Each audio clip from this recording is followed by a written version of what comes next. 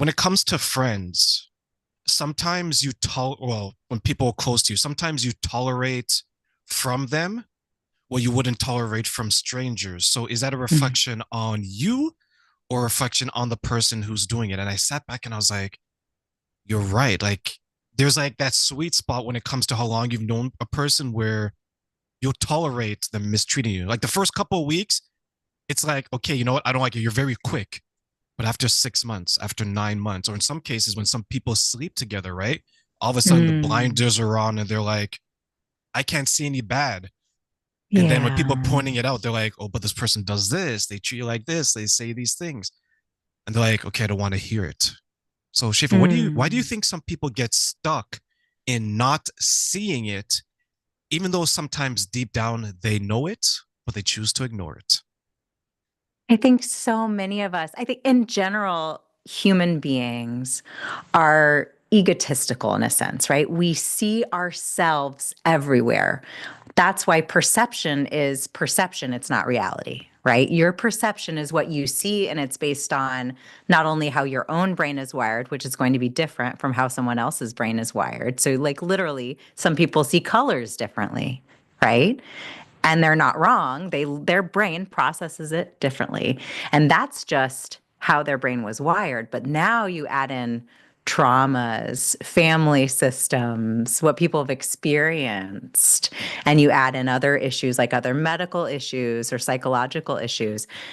Now, the way one person's seeing something is totally different. So if we're bringing along with us this emotional and interpersonal relational baggage that tells us what we can expect of people, we collect people in our lives that remind us of the people that we never healed from, often, most often in our youth, right? Parent figures or other people that were really close to us in our lives that we depended on.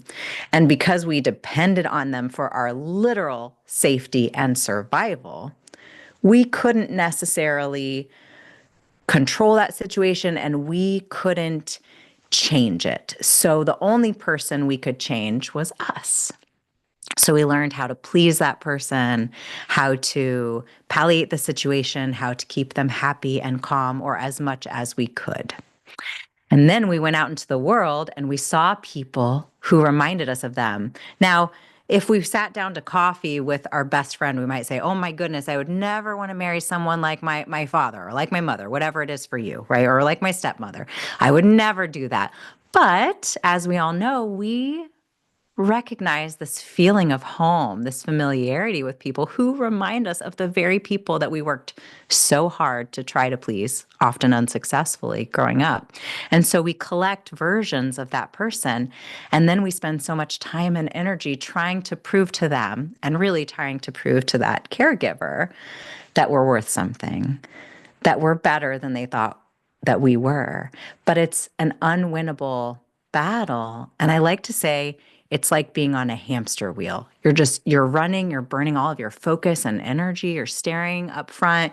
You can't see all the opportunities and the good relationships and the good careers and the opportunities in your life because you're just so focused on running this unwinnable race because it feels familiar. And your momentum in life has been going the same direction every time. This is the relationship you're repeating over and over again. And the work of coaching that is so beautiful and transformative is to try to pose curious questions and try to shift our focus from being so laser focused on running in the same direction. We may be at the point in our life where we say, ouch, this hurts. I'm wasting energy. This doesn't feel good. I can't keep doing this, but we often need help, or like you said, an external, really challenging event to be the impetus to say, okay, not only does this hurt, but I need to change. And that requires a change in momentum. And we know the body in motion stays in motion, but we need a change in momentum to just literally stop running in that direction and take the steps off the hamster wheel. But it's much easier said than done. But having that perspective and having those life events happen that make us stop, they literally physically stop us in our tracks, can be a step forward in a new direction that takes us where we actually want to go in life.